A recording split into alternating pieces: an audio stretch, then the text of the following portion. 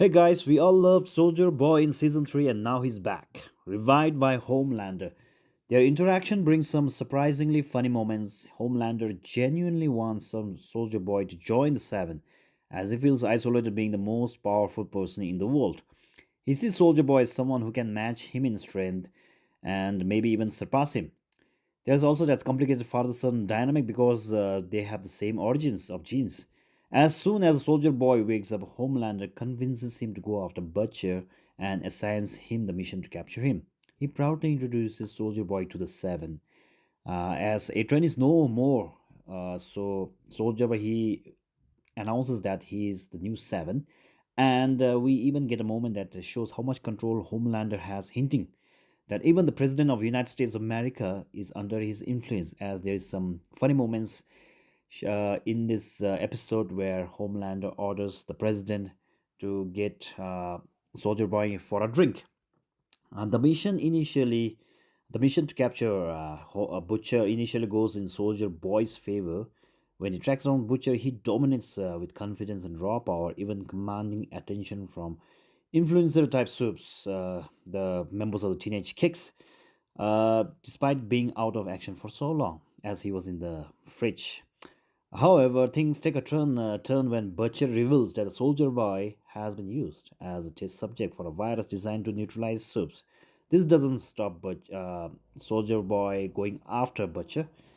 And actually, Homelander genuinely thought of Soldier Boy as one of his, trusted kind of friend. And actually, he didn't initially consider this possibility until Sister Sage came out with this idea. Soldier Boy enters the isolated zone where the virus is released and it appears to take down multiple soups, including him. But in a twist, at the end, in the episode, we see he wakes up. This suggests that the virus may not be strong enough to affect top tier soups like Soldier Boy, which raises serious doubts whether it can work on Homelander. At the same time, the spread of the virus still poses a major threat to other soups, so the consequences should could be huge moving forward. We'll see in the next episode. This episode also explores the relationships. Huey and Starlight begin to repair their bond, while Frenchie and Kimiko grow even closer. Both Huey and Frenchie promise to protect their partners from the effects of the virus. Butcher, on the other hand, remains fully focused on one goal, creating a version of virus powerful enough to take down Homelander. He works with Newman's husband to develop it, and actually, it is revealed that he hasn't been completely honest with him, as he was the one who unalived Newman, and Newman's husband thinks that Newman was unalived by Homelander, which creates tension with Huey, who cautions the morality of Butcher's action.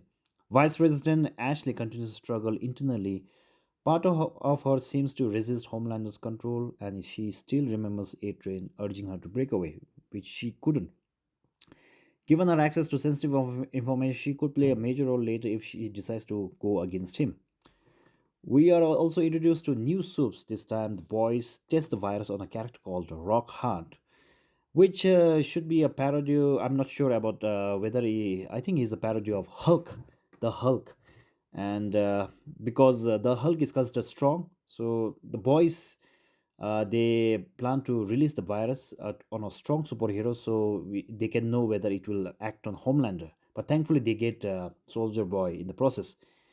Actually, with Rock Hard, it led to some darkly comedic moments with his voice, and at the end, we see the virus proving effective against him also. We also made She-Line and Jetstrick from Teenage Kicks, who are more focused on social media influence and online presence.